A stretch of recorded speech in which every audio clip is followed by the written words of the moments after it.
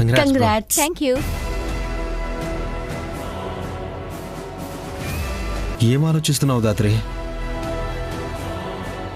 అసలు నిషి వాళ్ళు మనకు అబద్ధం చెప్పి ఇక్కడికి ఎందుకు వచ్చారా అని కదా, యువరాజ్ కూడా ఇదే ఏరియాలో ఉన్నాడని ఇన్ఫర్మేషన్ రావడం కోఇన్సిడెన్స్ అయితే కాదు కదా? మొన్న కూడా నిషి ఇలాగే యువరాజ్ని కలవాలనుకున్నప్పుడు మనల్ని ఇలాగే సాంఖ్యమని డైవర్ట్ చేయాలని చూసింది. అంటే ఇప్పుడు కూడా మీ పని చూసుకొని తీరిగ్గా రండి, తొందర ఏం లేదు.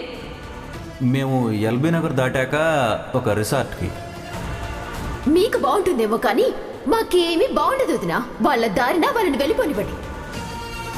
ఖచ్చితంగా వీళ్ళిక్కడికి వచ్చింది రిసెప్షన్కి కాదు కేదార్. యువరాజ్ వీళ్ళు కలిసి ఏదో ప్లాన్ చేయబోతున్నారు.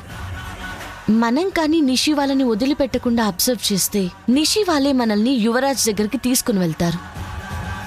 ఇదేంటి అందరూ ఒకటేసారి అలా లేచి వెళ్తున్నారు?